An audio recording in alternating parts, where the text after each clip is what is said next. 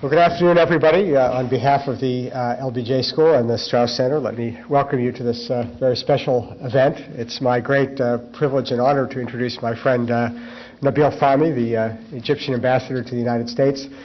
Nabil is in the best tradition of a truly dedicated public servant who has given his entire career to representing Egypt and to working for the cause of peace and reconciliation in the Middle East, and somebody I've had a chance to work with extensively during my own career in government. Nabil has had a number of important posts both within the foreign ministry in Cairo and around the world, but I got to know him during the period 1993 to 1997, where he was the principal advisor, I think it's fair to say, within the foreign ministry on the Middle East peace process, as well as a key interlocutor between the United States and Egypt on important bilateral issues. And he is somebody who really worked as hard as anybody I know, and is with the kind of creativity, imagination, and commitment to a problem which we all recognize is one of the most important but difficult issues that we've had to face. And his contribution has been steady and steadfast, and despite the setbacks and the difficulties, he's remained committed and engaged, and even occasionally optimistic. I hope he'll share some of that with us today. After serving as the principal advisor on Middle East peace issues at the Foreign Ministry, he served for several years in Japan, which I suspect was a nice break for you, and then came back to serve as Egypt's ambassador in Washington, where he served for a number of years now, and with great distinction, and highly valued as an advisor not only to the administration but to Congress and people who care about these issues. And so we're very fortunate to have a chance to hear his perspective. There's obviously an extraordinary range of issues to talk about, not only with respect to the Israel-Palestinian issue, Egypt's relations with Israel, but more broadly on the questions of the trajectory of the Middle East and some of the broader challenges in the region. So I'm enormously grateful that he took the time to come visit us here in Austin, and I ask you to join me in welcoming His Excellency Nabil Fahmy.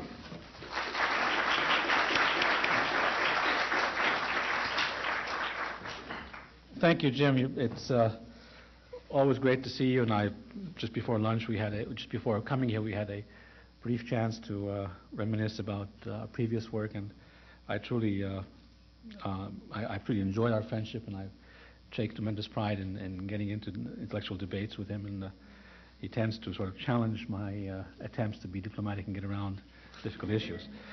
I'm extremely happy to be here. I've been trying to get to Austin for a number of years now. I've always ended up in Dallas and Houston. But I'm finally here, and I want to take the occasion to sort of get off topic for a second. Most of my speeches start off with the Arab-Israeli conflict, and they ultimately end up at the same point because it's so difficult to deal with. Occasionally, post 9/11, it's been about Islam, who we are as an Arab society. I'd like to try to merge both. Consequently, I'll be touching on a lot of topics, most of them quite briefly, just by way of giving you a sense of where my thoughts are, where my convictions are, and as I think is expected, I would be really happy to take any questions you'd like afterwards on these issues in more detail, or even by way of challenging what I present to you. Let me start by saying, as an Egyptian, with 7,000 years of history behind us, we're used to living in a region that has a large number of challenges and a large number of opportunities at the same time.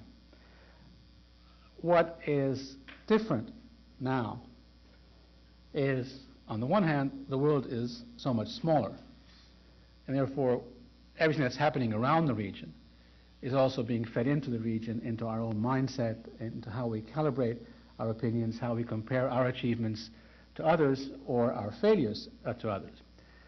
And what's also changed is we're having all these problems or all these challenges at the same time. A number of very serious issues all have come at the same time, and it's mind-boggling, even for a country with 7,000 years of history. A couple of points.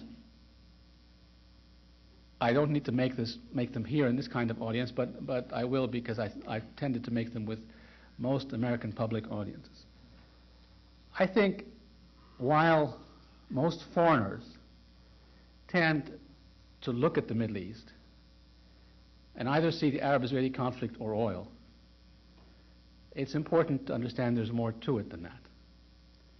That's why it's more complex, that's why it's more challenging, and that's why there are more opportunities than simply whether we produce oil or whether we can solve the Arab-Israeli conflict. Strategically, by where we're situated, especially in the case of my country, Africa, we're actually the only country that has territory both in Africa and Asia, a link between Europe and the East. The Middle East spreads from Morocco on the Atlantic right through into the Persian Gulf. So it's located in a very strategic, important area, whether you're interested in maritime commerce, security lanes, or the political issues that we face in energy. I'd add to it that while it tends to be homogeneous, it's not identical in all the countries. Most of the Middle East, out of about 300 million, most of it are Arabs. Most of them are Muslims.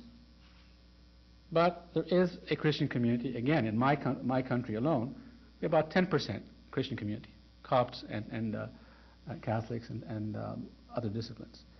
And there are a number of Jews also, and there are different Muslims as well, between Shiites and Sunnis and so on.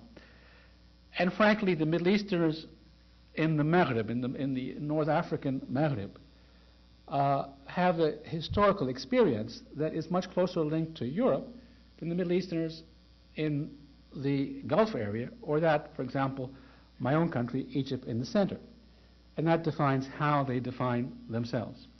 I'm making these points because, in my mind, the greatest challenge the Middle East faces today is defining its identity. We've been defined more often than not either only by the fact that most of us speak Arabic,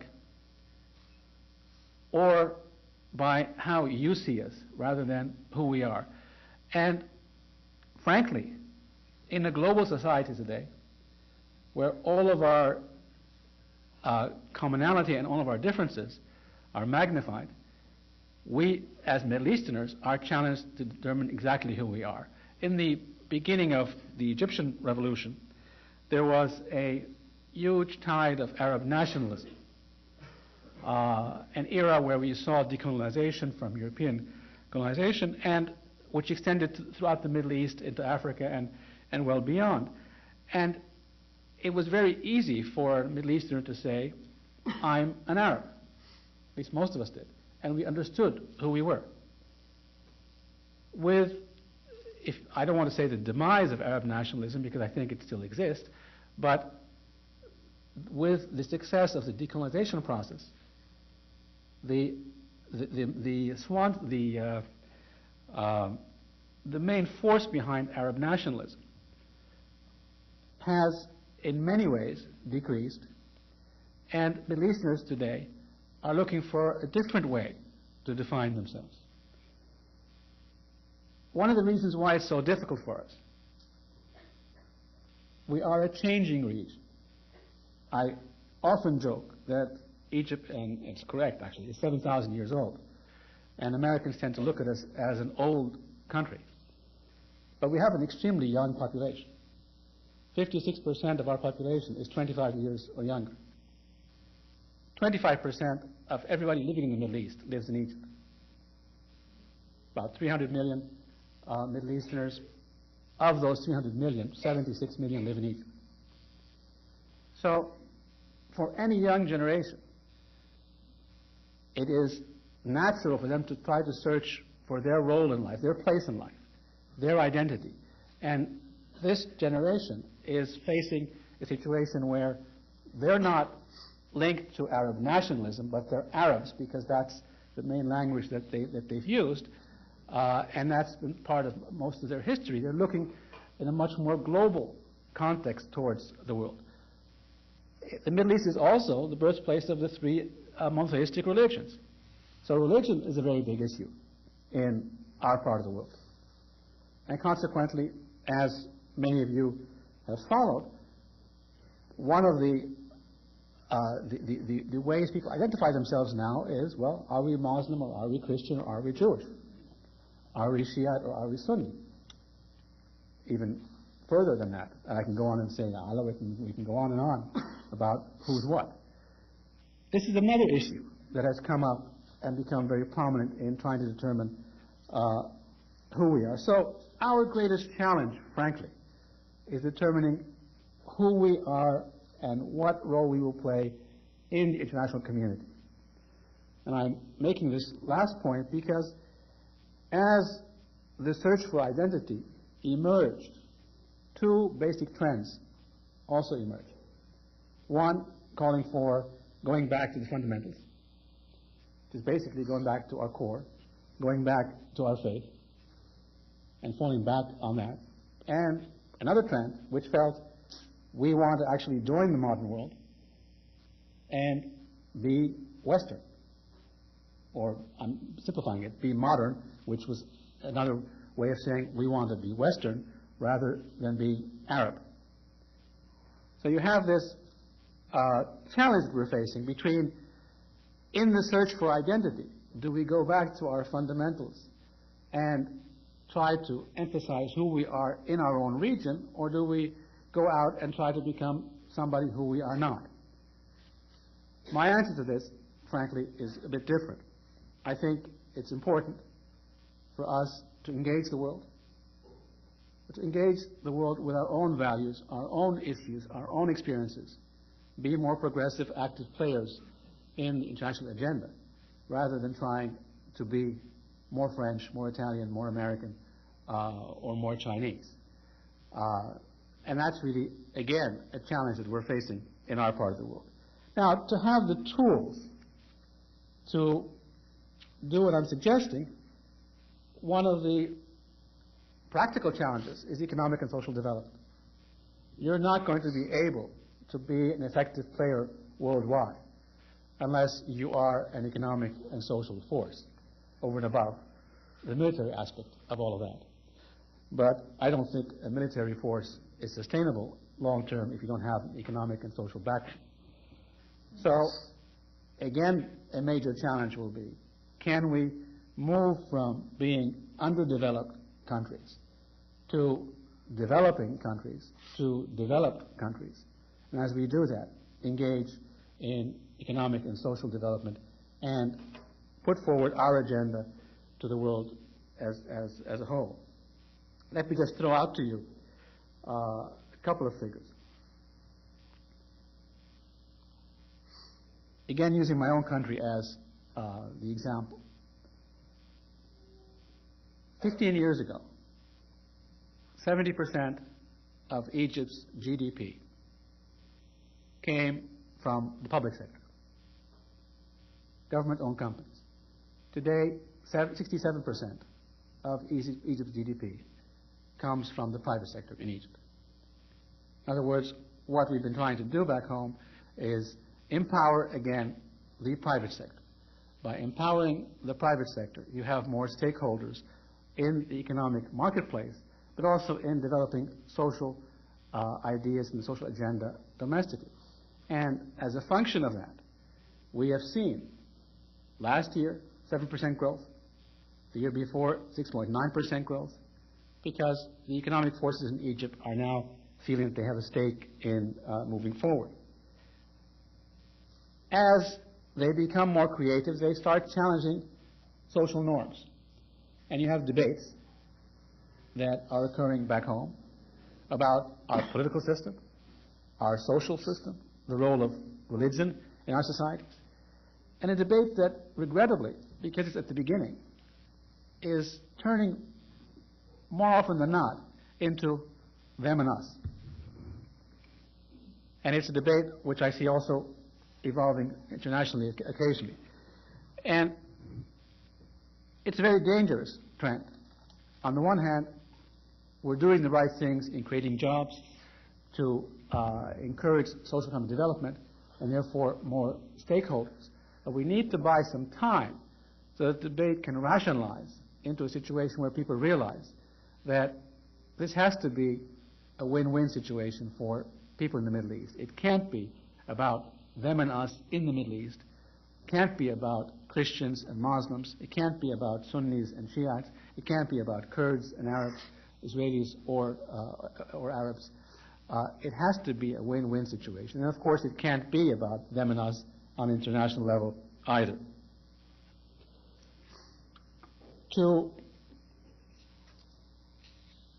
I mentioned these examples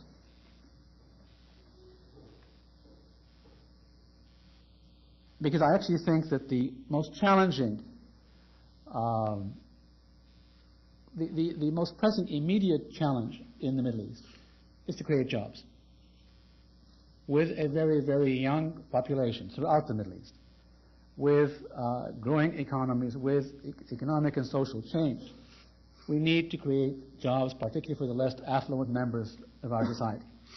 If we do that, I am confident that the Middle East will move into, will be a more progressive force in affirming a Middle Eastern agenda on world affairs, but also be a more constructive player in world affairs. In the absence of creating jobs, you will find a more frustrated population in the Middle East, because in an era of globalization, my children and your peers see themselves as competitors with their peers around the world. It's not about competition with the young man or young lady next door. It's about why I can't be the next Bill Gates of the world or the next Nobel Prize laureate of the world. You cannot create that reality unless you give people hope, and you cannot do that without creating jobs for the younger generation. In Egypt alone, we need to create 750,000 new jobs every year.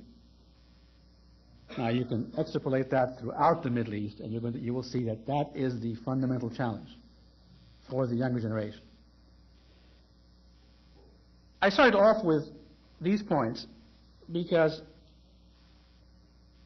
they are what I call generic challenges throughout the Middle East. They may be a bit more acute, any one of them, may be a bit more acute in North Africa or in the center, like a country like Egypt, or in the Gulf. But at the end of the day, these challenges that I mentioned, and I can go on with many others, frankly, exist throughout our region.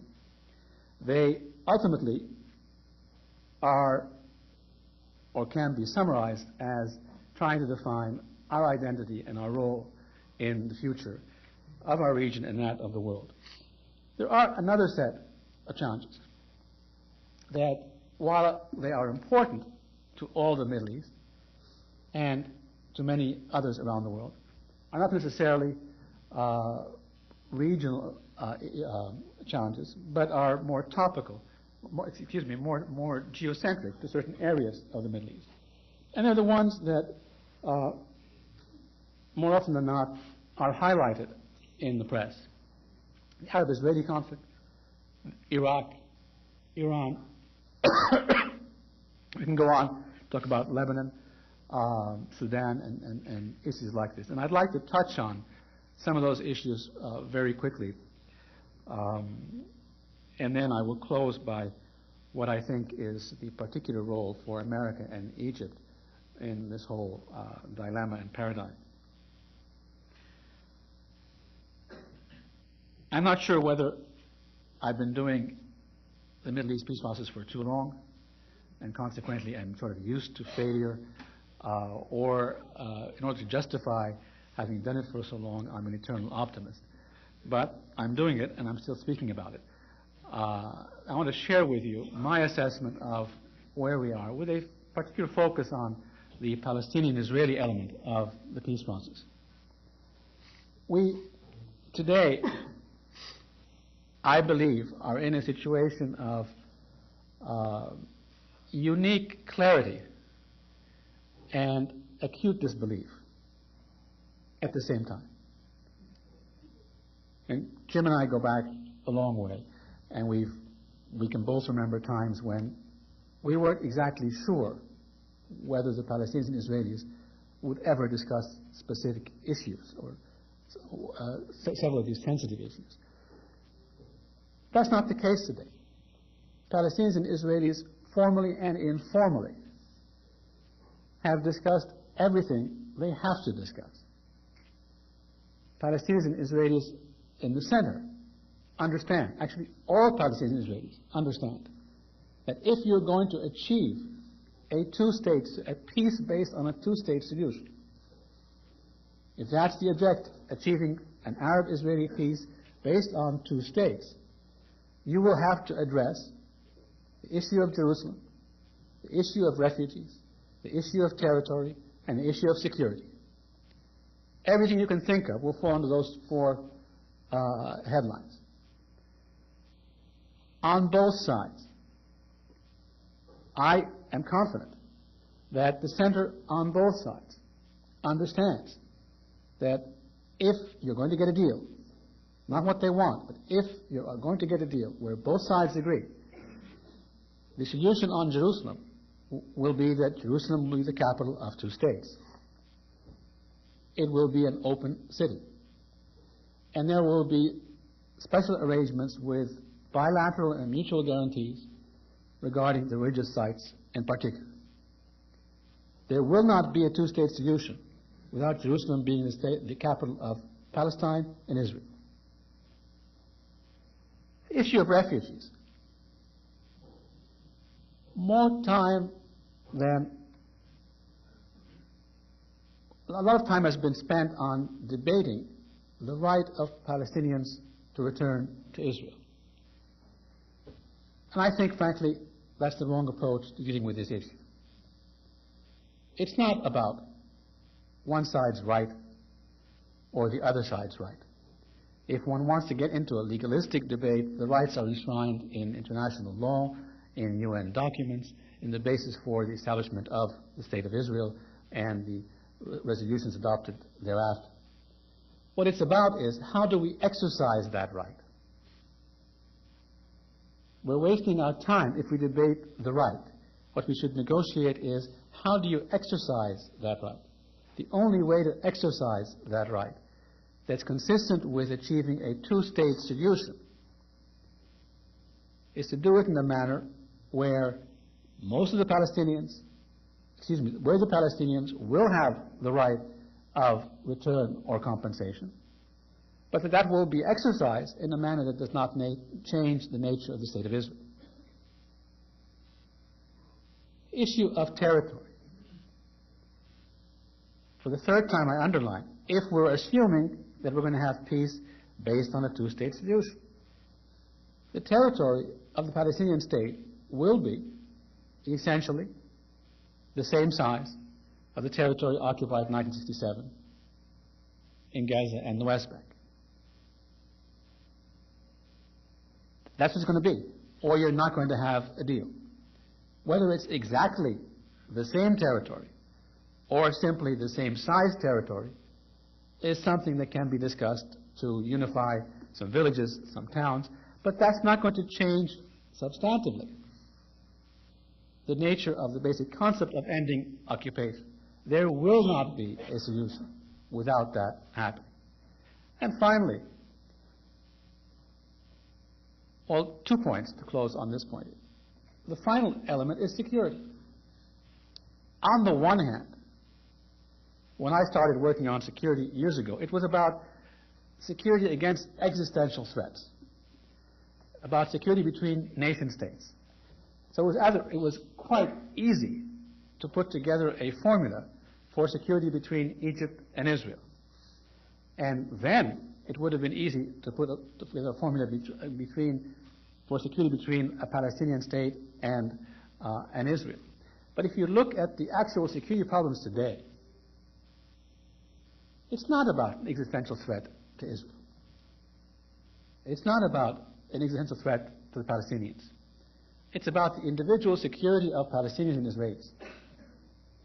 So what we will need to do in this fourth element of the package is create a dual security system where, on the one hand, you do not allow for surprise attacks against either side to ensure that the particular Palestinian territory is not used as a launching point for third parties. And you'll have to have arrangements between the Palestinian and the Israeli state to ensure that personal security on both sides is assured as much as you can. What's different today on the positive side of the package is not only is there this intense clarity, there's also, frankly, an offer from the Arab side that if the occupation ends, not only will there be peace between Palestine and Israel, Syria and Israel, but there will be peace and normalization between all the Arab countries and Israel. So there's a regional dimension here that goes farther beyond the conflict resolution component and which plays into the last point I was making about security, where you end all reasons for conflict and friction. Now, I also said we're at a point of acute disbelief.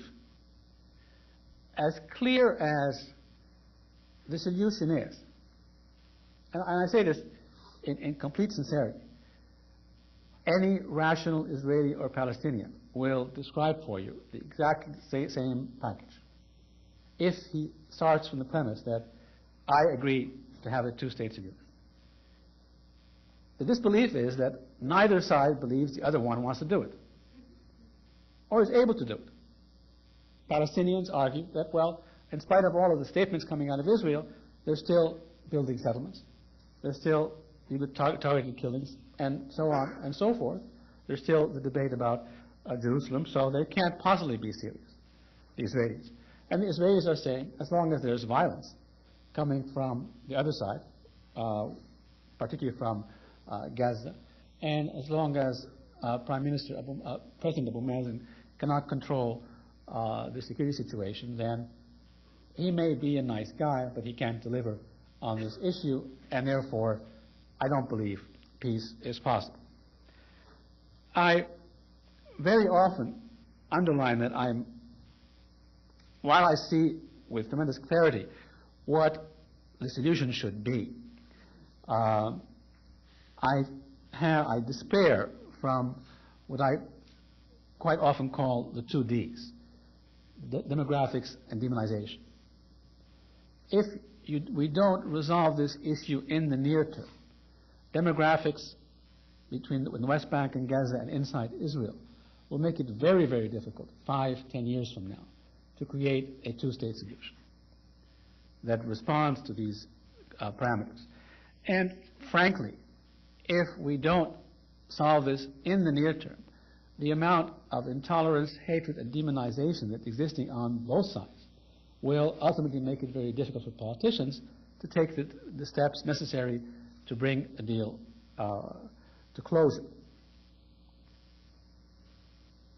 Because the package is clear, demonization is the tool and the excuse used not to strike the deal. So you will see more of it in the years to come if we don't have a solution in the near term. I'm going to touch upon a number of regional issues and then come back to the U.S. role and the Egyptian role, for that matter, because it comes across all of these issues. Not only do we have the longest ongoing conflict in the region, which is the Arab-Israeli conflict, we have now a unique situation in Iraq where almost all of the challenges I mentioned and many others come together in one country. If you look at the Iraqi situation, you have all of the conflicts between ethnic groups, all of the conflicts between peoples in the region, neighboring states trying to define their identity, all of the conflicts regarding who has control, who has power over resources, given the potential that Iraq has, and all of the baggage of 50 years and more of violence in the Middle East, as well as the engagement of foreign powers. Our position as Egypt, as I'm sure you all know, which was supportive of the American position on the first war against Iraq, when Iraq invaded Kuwait, was against the second war against Iraq, not out of support for Saddam, but because for a country the size of ours, unless there's a clear attack against you, the only way force is justified is with the Security Council resolution, and that didn't exist at the beginning of the war. Having made that point for the record, the Iraqi situation is very tenuous. The surge may militarily be having an effect. It should have an effect militarily. The issue is, can it be sustainable if American forces dress down or are reduced, and can the Iraqis pick up the burden of that? More importantly, has enough been done on the political domain, as the surge has provided a sense of increased security? Because if that hasn't occurred, once you remove that pressure, you will ultimately get into the Sunni Shia arguments, the Arab-Persian arguments, the Kurdish-Arab arguments, the arguments about who controls the resources. And of course, the tragedy of Iraq is there's so much bloodshed and hatred that it's the Iraqis, the Iraqi militias, many of the Iraqi politicians are really tearing at the seams of Iraq as a nation state. I think America, because, and I'll go out of my program here, America as the head of the international coalition has to, on the one hand, make it clear that it will not withdraw in a precipitous manner from Iraq, but that it intends to withdraw from Iraq. You need to intensify the work you're doing with the Iraqi forces and the Iraqi politicians to shorten the time span between now and when they can take control of their own country. I would not encourage you to withdraw before that happens, but I do encourage you to give clear evidence that you intend to withdraw, because the continued presence of America in Iraq endlessly is not a solution to this problem. We will have to get into an understanding with the neighboring states if you want to solve the problems inside Iraq. That will require dealing with Turkish security concerns, Syrian security concerns, Iranian security concerns, Saudi security concerns, concerns of Jordan, even concerns of countries like my own that have influence in our region. And I frankly think that to do that, we need to have at least two channels of discussions with the 5 permanent members in attendance. One on general security issues. What are my interests, my concerns? What are those of the other countries? How do we balance them out so it's not a zero-sum game? And how do you balance those out with the role of the United States and the coalition members? Of course, prominent among that will be the unique situation between Iran and the West. The other channel or conference has to be about weapons of mass destruction in the Middle East. We have serious concerns about the Iranian nuclear program, if it is weaponized. We do not question Iran's right to pursue peaceful nuclear programs, provided they are fully compliant with their safeguard agreements with the International Atomic Energy Agency. And there still is a lack of clarity as to why they did what they've done and, frankly, how far they've done. But I make this point because it's not going to be resolved unless we discuss this issue clearly in a forthright manner, and it will not be resolved, frankly, if we look at it only as the Iranian proliferation issue. Countries pursue weaponization programs out of a perception of their security concerns, rightly or wrongly. And they tend to be concerns in their own region. We don't all look global.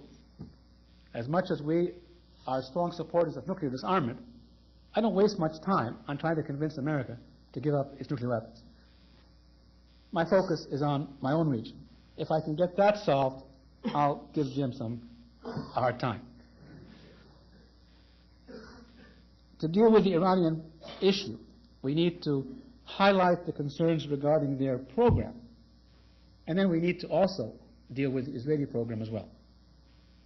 And I put them in that order, not because it's a sequence, but because I think there's a sense of urgency on the Iranian issue that should not be ignored. But you won't get a solution unless you have the same standard applying to everybody in the Middle East. Now, I've talked about the neighboring states around Iraq. But let me also say, Iraqis will have to revisit their constitution. It has to be redrafted in some of its parts to ensure that, and applied in a manner to ensure that whether you're a Kurd, a Shiite, or a Sunni, whether you live in the northern Iraq or in the south, or in Kirkuk, that it is more beneficial to you and your community to remain part of Iraq than to be a Kurd, a Sunni, or a Shia. If you have a federation that is too loose, you will end up ultimately seeing Iraq break away into small parts. And that would have ramifications, frankly, at least throughout the Gulf area. If you look at the imbalance between Sunni and Shia and the Persian influence, you will see that affecting the security of many states in the region. I know somebody will say, well, the British drew all those boundaries. They did. Erasing them is equally dangerous. Let me move to Lebanon for just a minute, and then I will close. I mean, Lebanon is a country, it's really unique in our part of the world. It has no natural resources except its people. It's been able to create a marvelous country, extremely productive society, out of almost nothing. It has more communities in a small country like Lebanon than we have in a country that's 4 or 5 times, if not more, larger in size. At the same time, it tears itself apart every 15 years. Mostly because the Lebanese formula has brought people together while they continue to hold strongly, again, to their ethnic identity as well as being Lebanese. And that not only leads to frictions arising whenever there's hot air in the region, but it also encourages others to interfere in dealing with the internal domestic politics in Lebanon.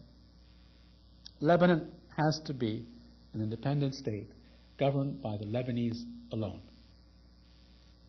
We are trying to find a way to ensure that they elect their president and find a formula where no party in Lebanon will have, if you want, veto power on what decisions are taken by the Lebanese government, with ultimately the power of the presidency being the decisive force between the different sectors in Lebanon. Whether it is the influence of Iran, Western influence, Syrian influence, it has to stop. And it has to be, again, an issue of Lebanese identity. I make this point, although I'm not offering a solution to it, because if we are able to get over this stumbling block, of getting an elected president in Lebanon and a foundation for a Lebanese government, the Lebanese have to revisit their own domestic package in order not to face the same problem 15 years down the line. Yes, foreign forces have to withdraw from trying to influence the situation in Lebanon, but the Lebanese have to learn from their own experiences. If we can give them that opportunity, and we should, they should make their own decisions. They have to revisit the domestic situation and come up with a formula that is more Lebanese than ethnic. I've mentioned just some of the issues that political issues that I think are important to me and important to our region.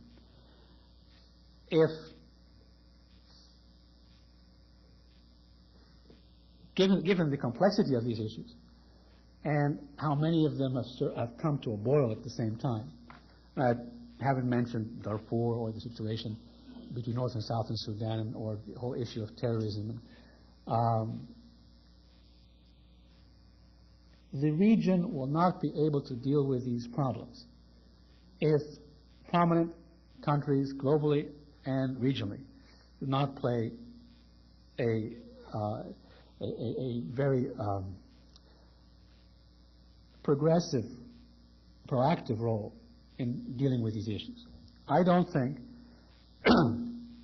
that any of the issues I mentioned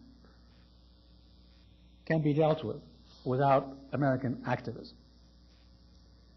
And I mean American activism, I don't mean acting for the sake of acting. I mean deciding when to do something and when not to do something. But you can't remain, I'm talking about a surge in diplomatic activity with all the sophistication and complexity that that involves.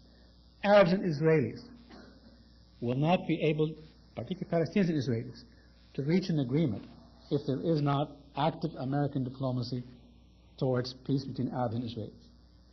The situation in Lebanon will not be resolved unless America takes a position, not necessarily sending, I'm not asking for a negotiator to go there, but I'm talking about America taking positions about the region that are consistent with the points that I've been making. This on Iran or on Iraq. America, of course, is a very prominent player in that those issues as well. What I would do differently, if I can say that, I've been here for 7 years, so I can take that risk, I suppose. A little bit more diplomacy, but I take liberties with my American hosts. You need to change your mindset. You continue to look at the world as if you're a superpower. But there's no other superpower out there. And when you posture yourself as a superpower, your foreign policy is a function of competition with an adversary or a function of fear that your security interests here or there, your influence will be affected. You need to change your perspective. America in a global environment has to be the global power. Like your business community. Your business community invests in opportunities and calculates risks and balance sheets, what to do, what not to do, where to draw the line. If you don't invest in opportunities around the world, you will not be able to face problems that, like endemic disease, for example, if you don't invest in sub-Saharan Africa, if you can't convince your constituency that you need to put money in Mali, small country that not many of you here, but many in America don't know where it actually is. You have to have an investment where your politicians feel they're accountable by their people for foreign policy decisions. Up until today, if you follow the debate about Iraq in America, it's not about foreign policy, it's about the troops. It's about domestic policy. You cannot, as the leader of the modern world, only determine your foreign policy based on who's threatening you from abroad. And unless you stop doing that, and I urge you to change posture, the world would not be a better place. We can't succeed in dealing with these 4 or 5 issues that I mentioned, among many others, unless America is looking at its long-term investment rather than parochial politics or the immediate problems of today. Egypt has something to do as well.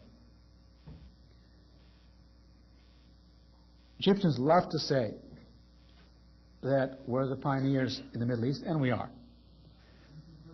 We love to say that we're the mother of the world, and well, we are. But what I found in America very often is, and I go around speaking and I don't have such a generous host as Jim to introduce me, I've never had to introduce myself as being the ambassador from Egypt, because most Egyptians take some Egyptian history, Americans, take some Egyptian history in school.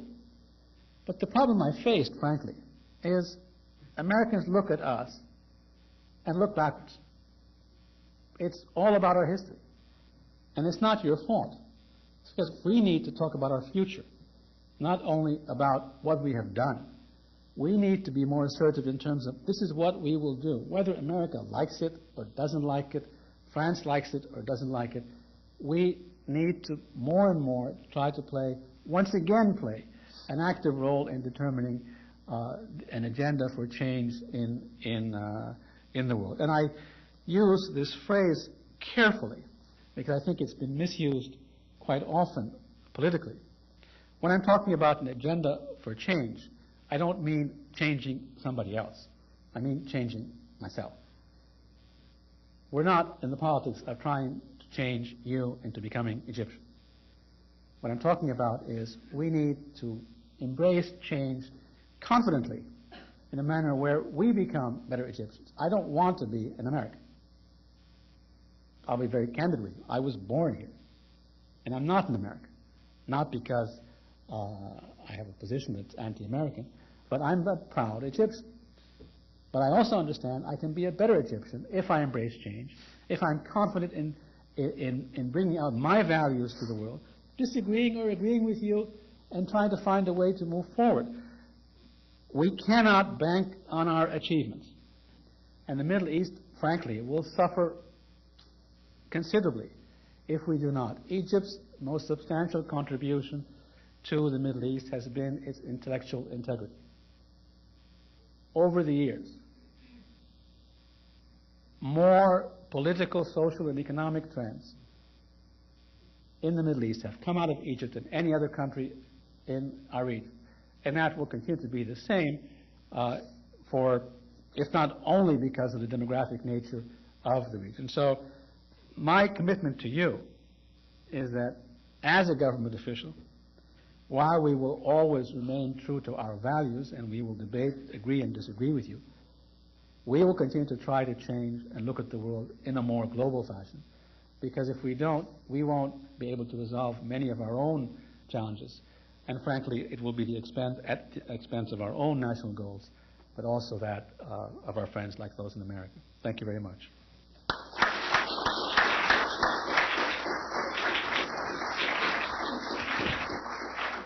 Well, thank you, Nabil, for that characteristically thoughtful and far-ranging talk. We have a microphone here, and I'm going to turn to the audience for questions in a second, but if I could begin with the prerogative of the chair to ask you a question tying together your beginning with your end. And in the beginning, you talked about the challenge of social and economic development, and in the end, you talked about change. There's been a lot of focus in recent years on the Arab Human Development Report from the UN. There have now been 2 major studies on this. And one of the things that it's focused on, a number of very interesting aspects of the challenge, but one of the most important that's gotten a lot of attention is the issue of governance and the question of how governance relates to social and economic development. And obviously here we've had a great debate over the past 6 years about the role of democratization as part of that. And so I wonder if you could say just a word about your own perspective on that and how democratization and governance relates to the change that you're talking about and how you see that progressing and what you would like to see from the United States on that agenda. Sure. That's an excellent question. As I said, in order to meet the first series of challenges that I mentioned that relate to all of the Middle East, a very important component will be economic and social development. We have to correct our education system. We have to develop more technology. We have to let loose the creative capacities in our society. I have no question in my mind that all that has to happen. At the same time, I need to create jobs. Creating jobs means attracting investment. Investors want to have a sense of stability or the ability to calculate the risk that they're going to take, because they can either do it in Egypt, in Colombia, in Malaysia, or anywhere else in the world. And I'm talking not about foreign investors, even Egyptian investors. So we need to achieve this balance. We cannot say we want stability without change, because then you dampen our own creativity. And we cannot simply open up the situation without considered thinking, because you ultimately lose the sense of stability. Let me just give some context to this. As a government official, I go around America and Egypt saying, we need more democracy in Egypt. I have no hesitation in saying that, because that's the formal government position. We are trying to do that. And we are realistic and rational about that there are some challenges to us as we try to do that.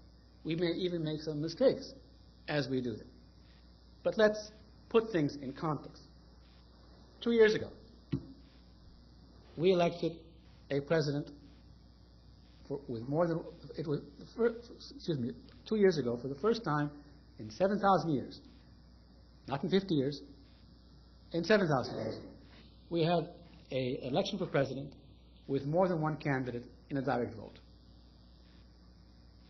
You may take this for granted, but we have never done this before. Yes, we had more than one candidate in elections, but they were in parliament. It was not a direct vote. Secondly, we used to have a one-party centralized system. In a minute, when President Nasser came into office after the revolution, understandably, his priority was social equity. He felt that the country was owned by a small elite. It wasn't about democracy. His priority was social equity. When Sadat came into office, his priority was liberating the Sinai. President Mubarak came into office because President Sadat was killed, so his priority was security and stability. The serious debate about re-entering democracy into Egypt only really started about 15 years ago. We touched upon it during Nasser and during Sadat, but it only really gained ground in the last 15 years. Today we have 22 parties. Many of them are inconsequential. We have a multi-party system. We do not yet have a competitive party system. That comes with time. It comes with experience, with practice. We have, 50, 100 papers coming out in Egypt every week. 10 at most were the former government-owned papers that are now owned by the Senate. Most of the press, however, is completely unrelated to the past. Legally, it's a free press. Are we having the right public debate? No, it's maturing. But it's not because the laws prohibit that. It's because the society is still evolving. We're having debates about freedom of speech, for example. There were cases recently where the government challenged some of the editors in what they had done, and it took them to court on these issues. As a society, we're trying to define where exactly are the limits of freedom of speech. And don't let anybody kid you and tell you that they don't exist everywhere in the world. France and Germany. If you deny the Holocaust, it's a crime. In America, you're more liberal. But if you cry fire in a movie theater and there are losses, you'll be held liable. Each society determines what exactly are the limits of freedom of speech. We haven't yet done that properly. We're trying to. One of the most sensitive issues is the issue of religion, not the issue of criticizing politicians, frankly. One of the sensitive issues is what exactly can or can't you do about, and say about religion, for example.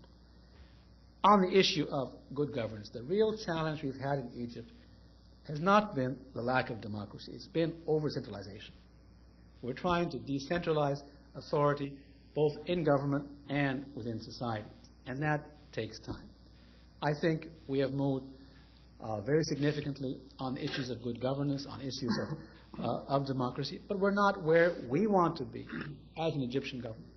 Over and above, we're not where we want to be as an Egyptian people. That takes time to go through the exercise, learn from your own mistakes, and determine what exactly the limits and the liberties are that your society wants. Okay, questions, please. Just if you come down to the mics here. Ambassador, hi. My question is, forgive me for being America-centric, but in this primary season where we're trying to choose presidential candidates, which, I guess as a diplomat, it's difficult to endorse or share information on politics, but what is more beneficial to Egypt and the Middle East in general? Is it a candidate, say, who's interested in withdrawing or slowing down maybe the economic globalization of America, but changing military strategy and maybe becoming more diplomatic or involved in the Middle East? Or is it someone who continues the economic globalization, spreading the wealth around a little bit, but maybe being stronger on the military strategies towards controlling Middle East policy? I understand your question. It's difficult for me to say either or. And I've gotten into trouble last elections because I wrote an article. I, of course, didn't endorse anybody, but it was interpreted by the other party that I was endorsing. I want an internationalist president for America. That's what the world needs, not what Egypt needs. We need an internationalist president for America. He can apply that to foreign policy, to the military, to the economy. It may not always be to our benefit, by the way. But given America's scope of interest and influence, in the long term, it will help the world and help Egypt and America if you have an internationalist president. Thank you for your presentation. I believe that you said that the Israeli-Palestinian situation is the key to what's going on in the Middle East.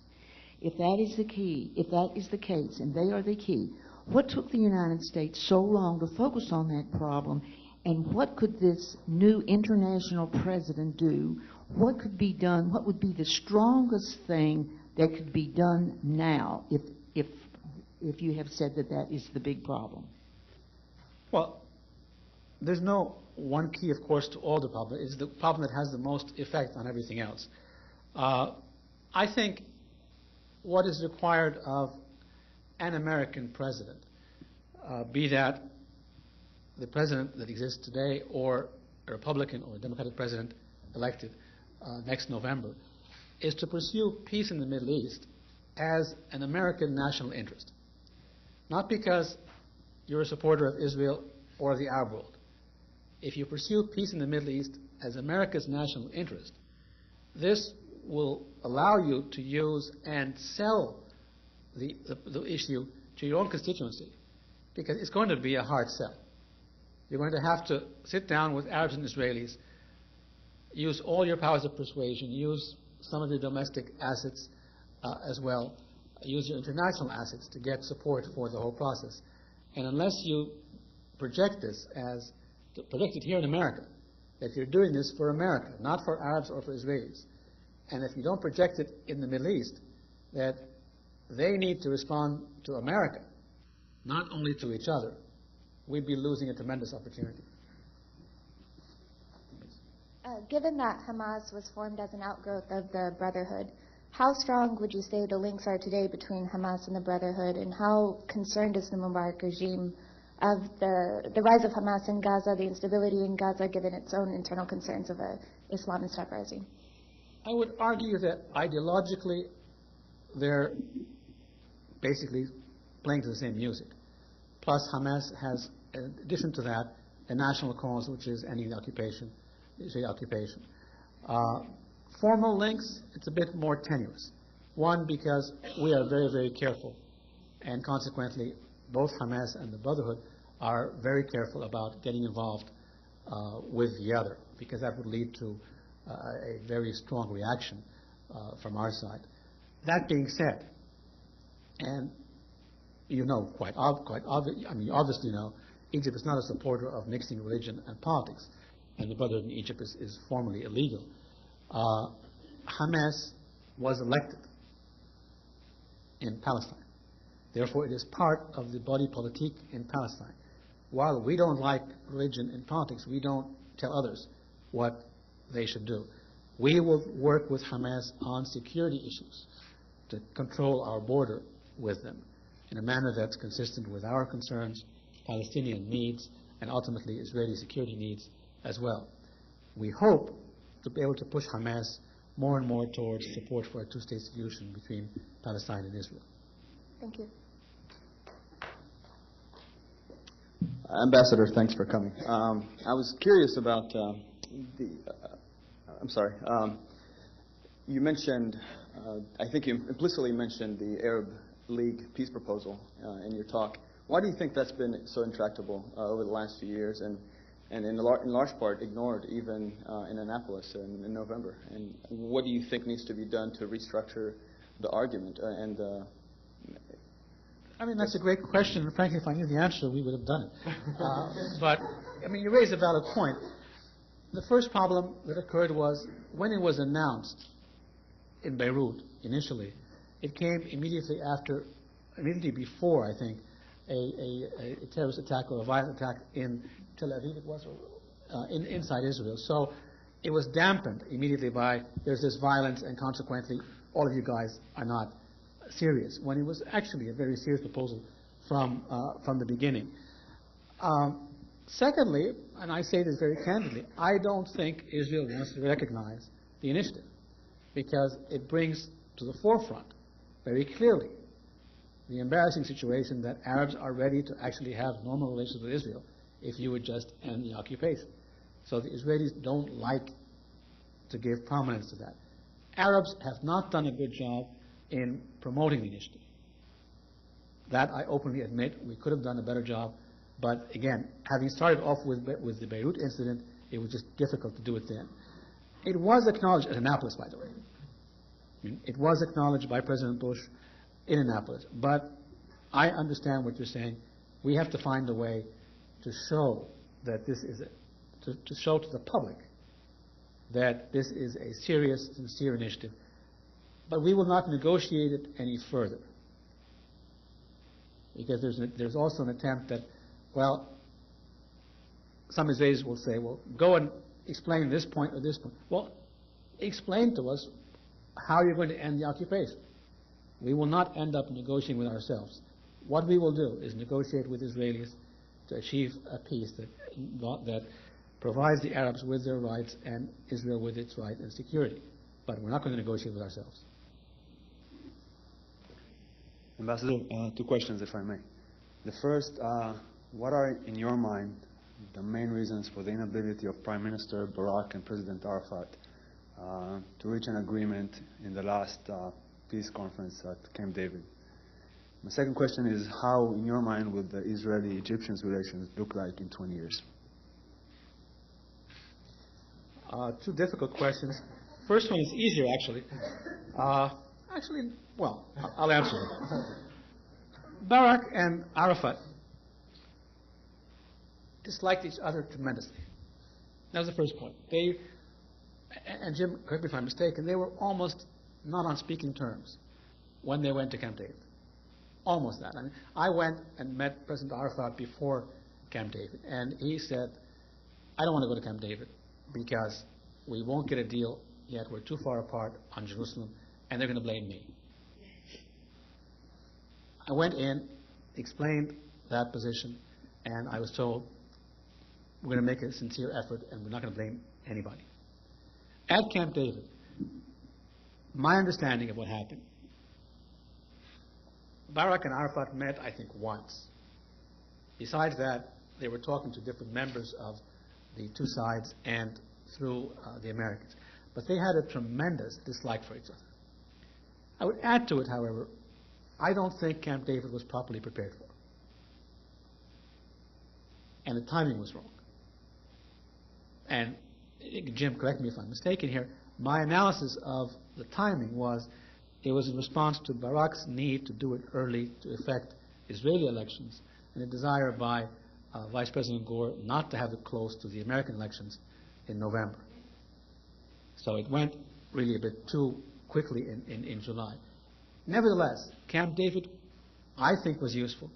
Could have even been more useful had they not announced failure at the end of it, simply announced that we're going to try again next month. And frankly, we told them as Egyptians, we don't like the idea of going to Camp David, but we won't oppose it. And when you fail, don't announce failure because we will help in the remaining period. Egypt, Israel, you'll be surprised, frankly, if when we struck the deal with Israel, Israelis claimed that they assumed that they would see a warm peace. And we claimed that we assumed, and I can say that we did because I can speak on our behalf, I can't speak on the Israeli behalf, that this would lead to a comprehensive peace, not be simply an Egyptian-Israeli peace. Both sides are frustrated on those counts. It didn't become comprehensive for us. It wasn't warm for the Israelis. But we have peace. Everybody in the region has been arguing, including us. But our peace agreement has been sustained. Why? And this is a lesson that everybody has to draw from. Begin and Sadat did not like each other. We've had this challenge hundreds of times, the peace agreement. But because it served Egypt's interest and Israel's interest, neither side has once threatened to abrogate the treaty. It gave Egypt what it wanted, which is all its territory. We have no motivation to get into war with Israel. We will continue to fight for peace between Palestinians and Israel, but there's no reason for us to go to war. It gave Israel what it wanted, that there was never going to be another comprehensive Arab-Israeli war, because Egypt was not part of it. And that's why it's been sustained, because they both know if it's a win-win situation, neither side will go back on it. This is the lesson we need to draw. Palestine, Israel, Syria has to be a win-win situation. If it's a balance of power, it'll break down. If it's a balance of interest, it lives on. We're going to take one more question, but I'll just add two observations to Nabil's comments there. He and I have been having this running conversation for a long time about Camp David, and I won't get into all of it with you. But one is, as you yourself pointed out, Nabil, Begin and Sadat didn't like each other, and they didn't meet during Camp David, Camp David. So the fact that Barak and Arafat didn't meet, I don't think by itself was a factor. The second thing is, from our point of view, the reason for the timing was profoundly influenced by Arafat's insistence that he had to make a unilateral declaration of independence in September of 2000. And it was quite seriously conveyed to us that he had deferred it, but felt absolutely under enormous pressure to do it. And so our sense, and I think it really was an important factor in the timing, was that something had to happen before that to avoid what we thought was going to be a breakdown. So although what happened in September, of course, was terrible and really enormously damaging, we had the same fear that the same kind of thing might happen if there were no effort in the late spring of 2000. So at least from my perspective, that had a lot to do with the timing. Your question. Yes, Ambassador. Thank you for coming. It's been very interesting. I wonder if you could speak a little bit about the consequences of the incident last week in Gaza where the Hamas government knocked down the barrier and sort of broke the Israeli siege and Israeli blockade, allowed Palestinians to go into Egypt, get goods and so forth. Does this draw Egypt into involvement in Gaza more? And I guess two related questions. Do you see Egypt playing a key role in trying to mediate between Fatah and Hamas for a future unity government or some sort of resolution of their disputes? And do you see an Egyptian role in perhaps encouraging Hamas to prevent rocket attacks on Israel that make it very hard for Israel to move forward with the peace process? Well, what Hamas did was basically take advantage of a continuous siege around the border, assuming correctly that we would not shoot at innocent Palestinian civilians. And they were right. Because there was a siege, because this was a humanitarian situation, it was not morally acceptable for us to use force against Palestinian civilians. That's slowly changing now. We're not using force against them, but the wall has been drawn up again. There are, I think, one or two points where people are passing back and forth, so there's no siege anymore, but there's more control of the border area. We're trying to negotiate with the Europeans, with Hamas and the PA to reinvigorate the former security arrangements for the terminal, the Rafah terminal. So you have transparent, controlled passage of people, goods, and services through the terminal that provides assistance to the Palestinians and provides transparency for the Israelis. We will not take control of Gaza. That's not a viable, nor is it a serious proposal.